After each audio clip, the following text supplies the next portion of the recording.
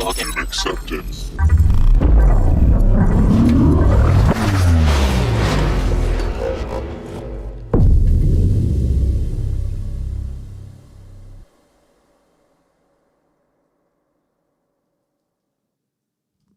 Great. I'd like to welcome everyone to Do-It-Yourself Home Weather Station. A little background on me. I'm Ryan Cuprak. There are my coordinates up there. I've written 2 books. I'm involved with the Jakarta EE Ambassadors. I work at Dassault Systems, and I also run the Connecticut Java Users Group, so quite a bit there. If you're interested in what I do during my day job, I work on formulation software, so you've probably used something that the software that I work on has designed, either a shampoo, your toothpaste, etc. So that's what I do during the day. Now this presentation is on a do-it-yourself weather station, so you might be wondering, why did I decide to embark upon this project? And it actually goes back 2 years to the middle of the pandemic. I live in Connecticut, and we got hit by a tropical storm that first summer of COVID, and we were without power for about a week, and sitting in my house during the middle of the storm. Originally, I didn't think it was going to be anything. I thought it was just going to be a little rain and wind, and the house started shaking, and I started watching the neighbors' oak trees being ripped out of the ground, and also another tree being that would have completely clobbered my house, like rotating at the base. If you've ever watched a 90-foot tree rotate, that's kind of a disconcerting thing, and it kind of had me wondering exactly how strong were the winds that day. You know, what exactly was going on outside. And we've had some other freakish weather over the years, like one torrential rainstorm where I think we got like 5 inches of rain in an hour, which would be about that much rain, which kind of caused a little bit of flooding.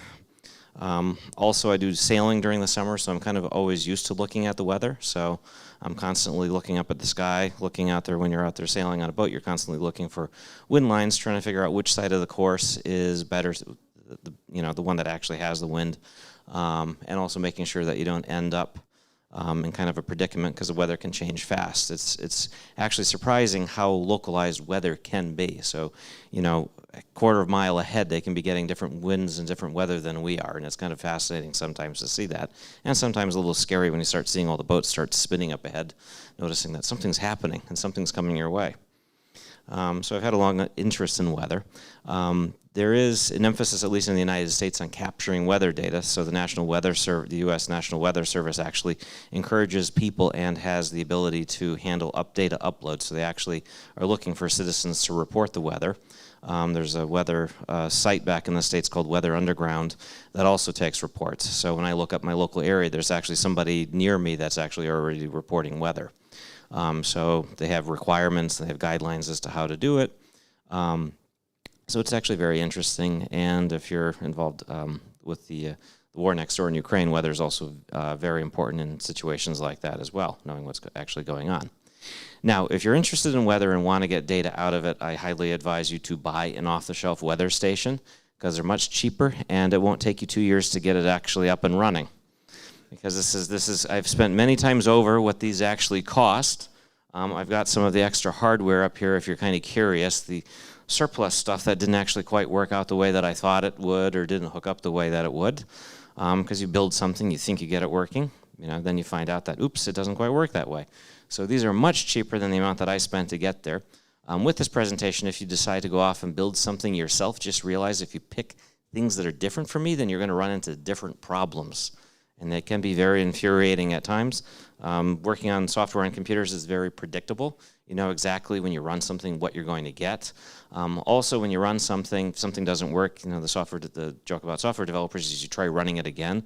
With hardware, that can be bad, especially if it starts smoking. You don't rerun that thing and see if it happens again. Grab another $20 chip off the table and say, let's see, does it happen again? You definitely don't do that.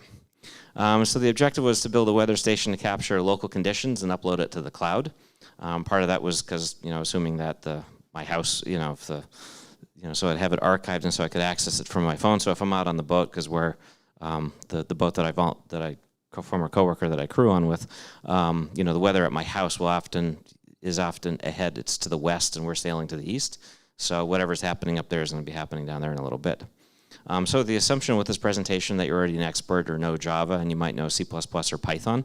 You're not an electrical engineer. I don't have an engineering background. My brother does, but I know enough to be dangerous with this stuff, and you want to interact with the physical environment. So the objective was to build a weather station, put it in the backyard, try to collect the wind speed, wind direction, precipitation, temperature, UV, lightning, pressure, and humidity, and get it up and running to the cloud. At the bottom, I put a link to an installation guide. There's actually recommendations as to where you're supposed to put a weather station. You're obviously not supposed to put it on top of your roof, a couple of inches above your roof, otherwise you'll get spurious temperature reports. Also, not under trees, or for wind collection, you want to be out in an open area, etc. So this is a picture of the weather station that I built. It's actually up and running right now, I hope, in the backyard. I'm sure the neighbors are wondering what exactly I'm up to. So first the post went up for a while, and they were probably wondering why I was building a fence in the middle of my backyard, especially what would have looked like a stockade fence out in the middle of in the backyard. So I'm sure that kind of got some interest, and had them puzzled. And now when they drive by, they'll see something with blinking LEDs back there. So I'm just waiting for somebody to ask, like, what exactly am I up to? So the top, it's actually self-powered with solar. The top power box is a solar charger, and the bottom one are the electronics.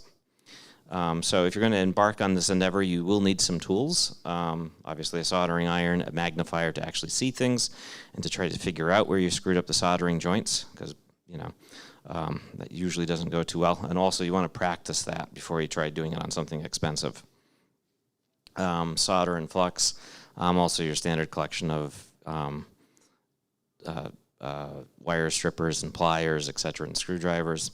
And also to try to test this thing, because how do you test that you're actually measuring the correct amount of rain, would be a rain gauge and an anemometer to try to figure out whether you've done the math correctly on your wind gauge, right? Whether that thing is actually reporting the correct values, or whether you're just collecting garbage. So for the weather station, I went with this hardware. It's actually from a company called SparkFun. So they sell the rain gauge, the wind and rain gauge assembly that you can buy. It has two basically telephone connectors that come off of it, and there's documentation for what pulses that thing reports. And then I went with the SparkFun MicroMod weather carrier board, partially because that has some good hookup guide and starting code to get me up and running. So this is, if you're interested in doing this programmatically yourself, this is a very good entry point, because there's some documentation, some example code to get you up and running. If you tried to build it from scratch, because you can work with other microprocessors and boards and everything, and try to wire everything up, you're going to be there a while, because they have some starter code with a bunch of stuff that kind of serves. Once you understand that, then I think you can actually branch out from there. But that's the reason why I started with this one. There's other kits available. There's another board up there that I probably should have gone with, might have been a little bit easier to go with that way. Now it's a MicroMod board, which means that there's a processor that you get to pick, and there's a whole bunch of them that they have up there on their website, with all different specs in terms of what they can do. Some can do Wi-Fi, some can do MQTT, so they have a bunch of things. I went randomly, actually, I think it was randomly when I picked it out, because I wasn't exactly sure what I was picking out at the time, with the ESP32, which actually turned out to be a very good chip to pick. That one actually has built-in Wi-Fi and support for MQTT. So basically, out of the box, I can have that chip talking with Wi-Fi to AWS, uploading data directly. So it's a pretty powerful chip, and it was only $16 US, so that's relatively inexpensive for what it does, which kind of surprised me was how cheap it was. There's other ones there, and the code that you'd write for the other ones would be different. So if you picked a different one, you'd have different feature sets with them. This processor was impressive in terms of it supported IC squared, which is a communication protocol. Also SPI has some GPIO pins, which I could never figure out how to access. Some digital pins. It has an LED, which once you put that thing outside, that's your only method of debugging your code, is the single LED. So you'll kind of come up with different patterns of flashing it to tell you what's actually going on out there. A solid means it's actually connected to the Wi-Fi, but it's not transmitting data. Flashing means it's like transmitting data. So that's how you find out what's actually going on. So in code, you write system.out.print lines. With hardware, you're flashing LEDs, trying to figure out what the heck is actually. Then if it does nothing, you notice that the thing is probably frozen, or you blew through some memory. So it's got low power requirements. So it's I believe much lower than like a Raspberry Pi, which everybody seems to use for things like this. I was also trying to run this off of a solar, and I'm fairly northern latitude, so I'm kind of worried about power during the winter. Measuring rainfall, if you're curious, basically within that can is just a little bucket, and every time the bucket fills up, it hits a switch, and then you have to count the number of bucket dumps to figure out how much it has actually rained, right? And there is some noise with it, so sometimes you get spurious signals when it's raining that, it's like dumping really rapidly, so you have to kind of ignore that. You kind of have to have like a filter and figure out what's acceptable with that. So you get pulses on that. Measuring wind direction, it's actually kind of interesting how this works. You have basically resistors going at each one of the directions. Now you have to line up the wind vane correctly so that you know when you get a signal which way you're actually pointing. You just can't stick it in the ground. So you have to have a compass and line it up. But there's different resistance values that get reported back to you, and you use those to figure out which way the wind is blowing. And of course, there's a thing that goes as the thing spins around. There's another thing that clips, so you know how fast the wind is actually going. So you have to track that. How many clips are?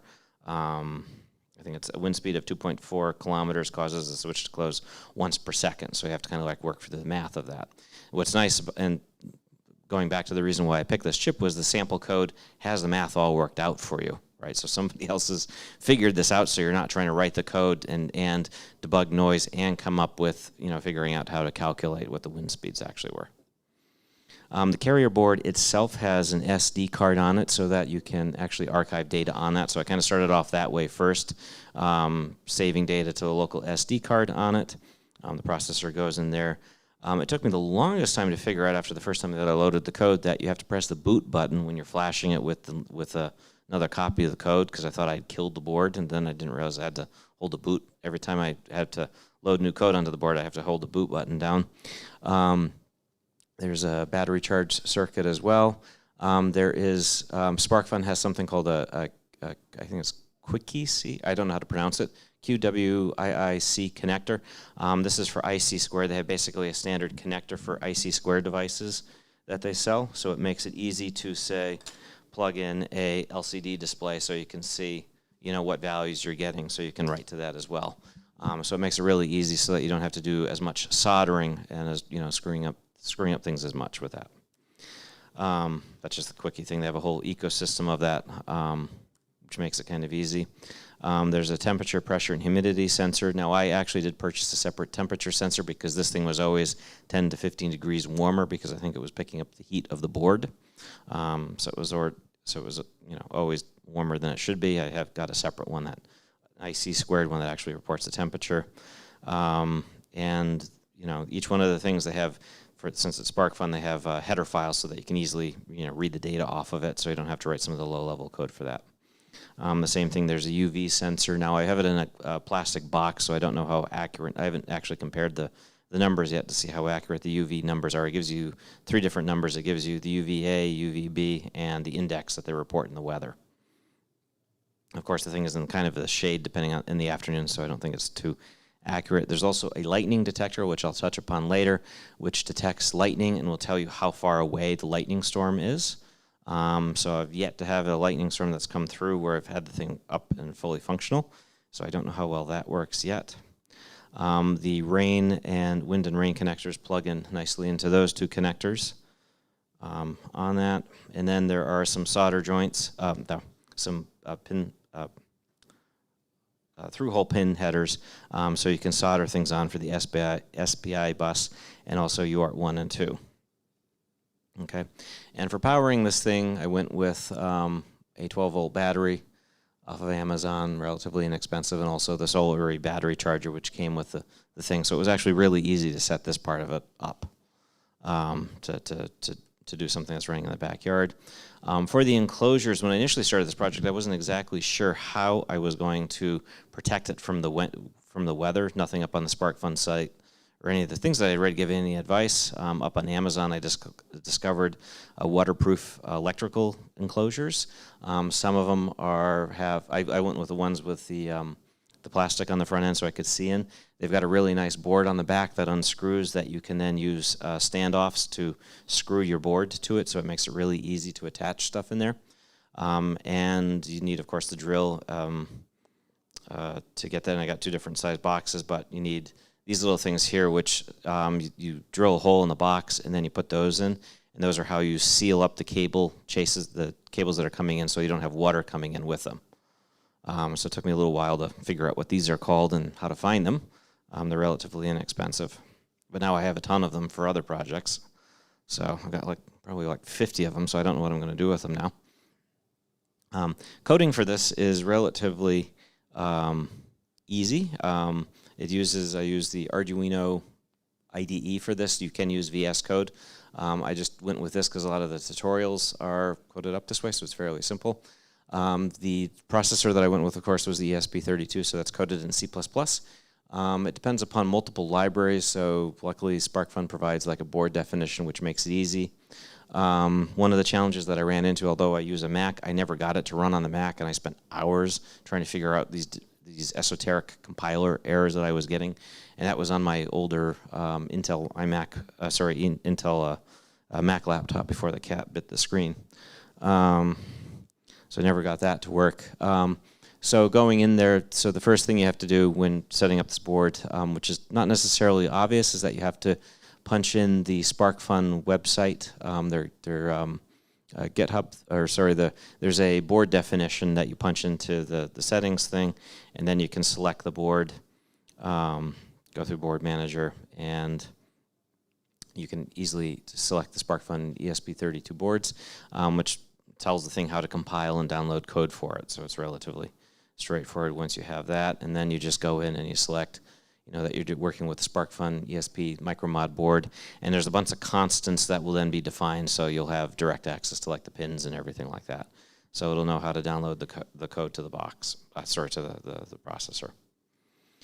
Documentation, or the Arduino documentation for C++. It's been I don't work in C++ that often, so it wasn't that bad coming back to it. There's a bunch of built-in things for it to make it easy for accessing like the boards. And then this is the canonical, how to do debugging with the serial, because obviously you can't necessarily step through the code once you've got it up and running. And I will say it's kind of a pain to have something that you have to code in the house and then run out to the backyard. I'm sure some of the neighbors are wondering what the heck I was doing at like 11 o'clock at night and why there were these LED lights, flashing out there. So as I said, there's 2 ways of debugging this. One is if you've got the board connected to the computer with the print lines where you're printing them out locally, and then the other way is with flashing LEDs. And of course, there's additional libraries for the different sensors that you can download. Sensor setup, most of this came from the SparkFun documentation. So it's fairly easy to figure out how to initialize the I2C bus. And make sure that the various sensors are up and running. There's a plant talk this morning where she went over like the addresses. Each one of these devices has an address on it. So registering and setting up the lightning. It's fairly just straightforward. I'm just making sure that it's working. The rain sensors work on interrupts. So every time that bucket tips, it actually kicks off an interrupt with the processor, and then you have to deal with that. And that, of course, you have to. The variables that you're dealing with have to be volatile because you're now kind of in a separate thread, so you're being done concurrently. So it's just registering the rain interrupts, so you set the pins and attach the interrupt callback functions so that when the bin tips, you get notified, and then you have to go off and calculate it. And this is some of the code here. It'll be up online for calculating the wind, the wind speed, etc. So you can kind of see some of the math that goes into it. Thankfully, somebody else had figured out a lot of this, because I think if I had to figure out this stuff in addition to trying to get the thing to work, it would have taken me even longer, much longer. Of course, this code as well. Now, I know that there's some discussion out there where people have kind of fiddled around with this to figure out the wind direction and the wind speeds with that, but that's basically your resistance value, so you can figure out which way the thing is actually pointing. The lightning distance thing is fairly easy to use as well. All of these, once you look at them, there's oh, geez, this is really easy to do. soil moisture. Soil moisture, although I have this, although the thing has a soil moisture board, I did not actually hook the soil moisture sensor. I did not actually hook that up, partly because the one that they shipped, I think is meant more for inside use, like if you're monitoring plants. It's not protected for outside, in a torrential rainstorm, so I was pretty certain that would get ruined pretty quickly. Now, weather reporting out to a JSON card. So it was initially what I was doing was saving it to JSON on the memory card, and then the goal and what I worked on was getting it up to AWS using MQTT. Now, for converting the JSON, Arduino has a really nice JSON library. Arduino JSON, which is a C++ library. It's rudimentary. It can be up and running with it in 5 minutes. The only trick to using it is that you have to kind of know the size of the JSON you're going to produce because you're working in C++ on an embedded processor. So it kind of wants to know how much data you're going to be working with initially. So they have this nice little website that you go to that you punch in what processor you're using. Are you serializing? Are you streaming? And it kind of takes you through a wizard. You paste in some example JSON that you're going to be using with it.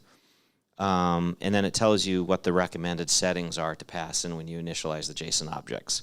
So it makes it much easier, reduces the guesswork and hopefully the chances that you crash the processor. So on the left is the C++ code creating the JSON, and on the right is what it actually comes out as. As you can see, this is really simple. I think this is actually simpler than what you could probably do in Java in terms of constructing JSON, so it was really easy. Saving to a memory card, once again, that's trivial as well. Include the SD header file. Look at the header file. It was a little different going back and coding because you don't have auto completion. So for the first time in years, I found myself having to actually go back and read header files and read, documentation because I wouldn't get the Arduino IDE doesn't have autocomplete. So I had to actually type in the correct thing as opposed to typing the first couple letters and hitting enter. And then Wi-Fi is straightforward as well. With ESP32, that chip has it built in. So I just include the Wi-Fi header file and also the pub sub client for MQTT. Set up my username and password. That was the internal server that I was running in the house, at least initially. On the computer, I was just running ActiveMQ to test it initially. And simple. You register your handlers for when you get the connection. I would, flip the little LED light so that I could see whether it was connected or not. You set the client server. Just the callback handlers for if the connection was disconnected, so you've got handlers for that. So you can kind of I turn off the LEDs if I didn't have a connection, so I knew that the thing wasn't connected. Reconnect logic, because you kind of you don't want to be polling that thing you want that chews through the battery, so you want to kind of try reconnecting if possible. And then sending a message via MQTT is really simple.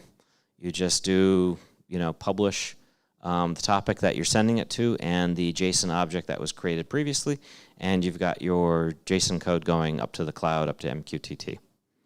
Simple, right? Isn't this easy? Nope.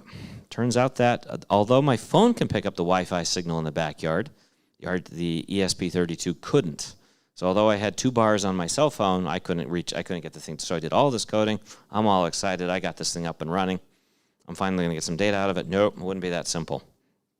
So fiddled with different things like, could I tried to get a wireless router closer to that, but I thought, okay, I don't want to put the wireless, get another mesh network thing outside in a box and run electricity to it just so I can tell the weather out in the backyard. There has to be a better way, right? So at that point, I went back to my old favorite, which was Zigbee, which is an alternative to Wi-Fi.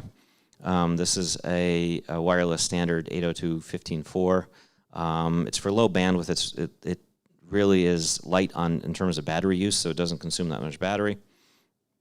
It's got 2 methods of sending messages. One is in transparent mode, which is just basically a raw serial connection where you can just kind of stream data over it, or an API mode where you're basically doing framing. It's been around for a long time. It's heavily used in home automation, so there's a lot of things out there for it and a lot of products that are using it. In order to set up things with it, you need a tool called XCTU, which allows you to configure the radio transponders. That software is fairly simple to do that. You go in there and you can update the radio firmware. set the API mode. There's basically all the settings go by letters, so you just kind of search for which letters you're doing with, because I had to use API mode, which I'll get to in a second. There's that one right there. And so my first attempt at doing this was using the XB3 Thing Plus, which is actually, I have one of them up here. It's actually a cool little thing. It has the quick connector for IC² on it. It supports battery monitoring, so you can plug in one of those small, like, little batteries in a packet that goes with the old cell phones, right? And connect to it, and we'll monitor the circuit. And you can program it in MicroPython, which is kind of cool, and has got a Python interpreter. So while you're in XCTU, you can be typing in Python code and sending packets. So it's really cool that it does all this. And I thought I was all set. I'd plug this into my weather carrier board. But there was a slight problem. This thing wants to be the master of the IC² bus, I2C bus. So does that weather carrier, that ESP32 processor. Both of them want to be masters of the bus, and neither of them want to talk to each other.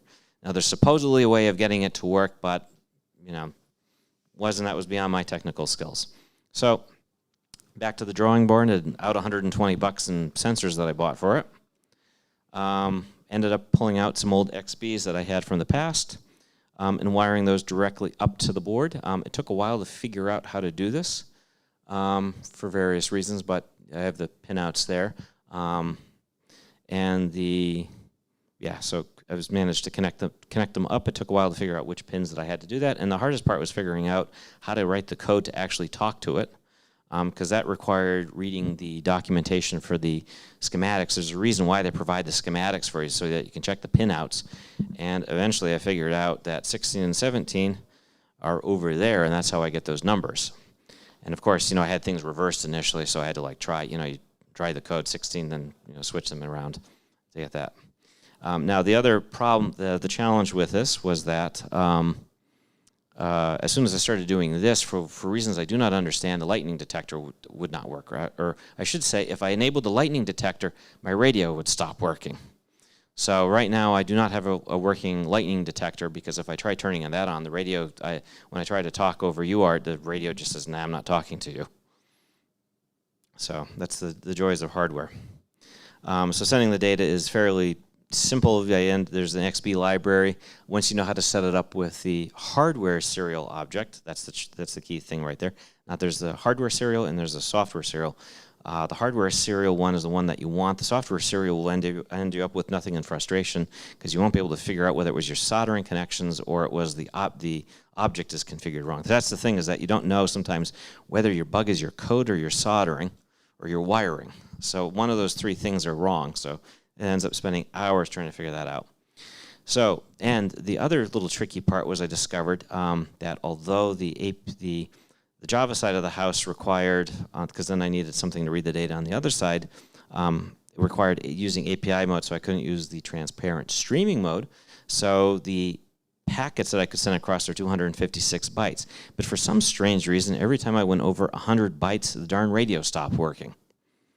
So, I would take it right up to it, and it would stop working. It would say radio's, it would try to send it back and it would say radio's missing now. It's like, spent hours fiddling with the baud, and finally I said, okay, time to admit defeat.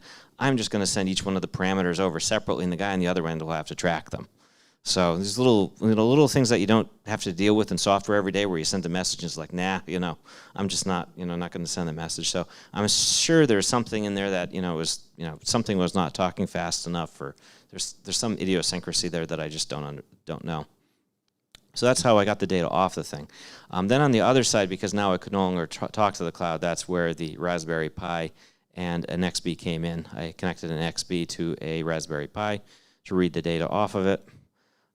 There's a really easy to use XB Java library to read the data off of it. So you just plug the thing into the serial port. The main trickiest thing was figuring out which serial port that thing was mounted on. Turns out that was fairly easy on the Raspberry Pi. Include it with Maven. Up and running with the code. So this is just connecting the simplified code. So I've hard-coded the USB device that it's connected to, and I can register a listener, and then my listener gets called every time, I get a data string back. So every time one of those parameters comes across, I get it as a string. So it's relatively straightforward in terms of being able to send data back and forth. So this is fairly easy. The XB, I forgot to mention that outside it can get up to, I think, 300 meters in distance. So I've got it's got pretty good distance. The only problem that I had was I think one of my kids broke one of the antennas off the XB. So I need a new one. So now that that's done, we got the data from the backyard to the house. The next trick is getting it from there up to the cloud, because originally I was just going to write the code that, talk to it directly. So to get it up to the cloud, I used MQTT. And I should mention that there were some derivations because I had another chip that also did Wi-Fi. So I had another chip that would do Wi-Fi, except I could never get the certificate for AWS onto it. I did get that talking to API Gateway, but anyway, it turned into a mess. That was another weekend lost. MQTT is a messaging queuing telemetry transport. It's used by a lot of IoT devices. It's a binary, sends the data across as binary, and it's used by lots of small devices to get the data up to the cloud. If you're using something like ActiveMQ, it actually supports MQTT, and if you haven't changed the settings, it's probably enabled by default. So when I initially started playing around with it, I started off, before I went up to Amazon, I first did it with ActiveMQ locally. I did investigate ActiveMQ up in the cloud doing the queuing stuff, but figured out that it would cost me, I think, $14 a month. And I'm still a little nervous about, like, when I get the bill for this, like making sure I tested everything locally, because there was like one time where I let the sensor run and I ended up with like 32,000 events. I'm thinking, okay, how much would that have cost me with Amazon? That's one of those things that you want to be very careful that your hardware doesn't like run away with, running up a bill. Like I don't wake up in the morning and find out that I have like $2,000 of AWS charges. So that was kind of a concern. So for setting up on AWS, they've got some pretty good blueprints for going over how to do this. You basically go to the IoT thing, you create a thing, which in my case was a weather thing. So you just say, I'm just creating a single thing. Weather station, give it a name. Auto-generate certificates, that's the simplest approach because I'm going to download and use them anyway. I don't have any certificates of my own for this. Set up the policy. Now this is really important when you do this because you have to make sure everything lines up in there. Otherwise, your device will just disconnect is what will happen. So if you don't have the policy right, like you change the name of the topic because you thought that this was better, or you accidentally say capitalize this and didn't capitalize it in the code, then when you connect to it, you'll just get a connection refused, or you'll connect to it and then it'll say connection dropped. And you'll be sitting there going, why was the connection dropped? Well, geez, I mistyped the name. So that's really important. And then I wanted to save the data into DynamoDB, so created a table in DynamoDB, created a rule in up on AWS. Basically, in the IoT stuff, you can create a rule so that when an event comes over via MQTT, it takes that event and inserts it into DynamoDB. So basically, you create the rule properties, and there's a select statement, and what you're selecting is kind of like this lightweight SQL. I shouldn't say lightweight, but it's a SQL thing right here. I've just done wind speed. But you're selecting wind speed, and you're saying select wind speed as wind speed, and then that's going to end up as a column in your DynamoDB, which is a NoSQL database. So it makes it really easy for the events to come in. So you've seen like A to B, I've really, really easy to get the data into the database. So back to the Raspberry Pi, I have the Java code. The other half of the client is using the Amazon IoT SDK. So I set up the two dependencies in there for the SDK and the Java SDK. Established the connection to it, passing in the certificates that I downloaded when I created the thing. So you download the certificates, you pass them into the thing there, and with the URL that it gives you.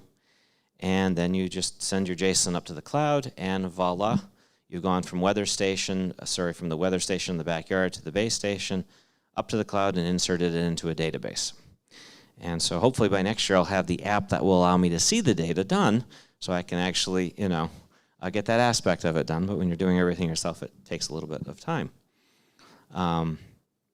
So it works quite nicely. So some links, as I mentioned, SparkFun is a pretty good place. That's where I chanced upon the sensors and everything like that. There's got lots of good tutorials if you're new to this stuff. Also message boards. The other fun one that I like is Parallax. I actually started with them initially years ago, playing around. If I had to do this, if I did another iteration of this, I would use a propeller board, which has like this neat little processor that you code in this language called Spinner Assembly. which has like 32 cores that run independently. So you can be the ESP32 that I've been working with that basically is only single-threaded. The propeller board gives you a real-time processor where you can actually be listening to Wi-Fi and monitoring sensors at the same time.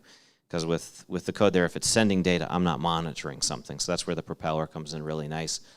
They have good talks online. They've got a guy in that sometimes joins their YouTube Zoom calls that does special effects for Hollywood. So he sometimes has some real interesting presentations or comments up there. So it's worth checking out. And then a good presentation on Zigbee that I came across, kind of introducing it, going over how you can just, without even writing the hardware, get two boards talking to each other just on your computer or two computers back and forth. So that's it. I think I went a little bit over. So thank you. Feel free to follow me. I'll post the slides later today.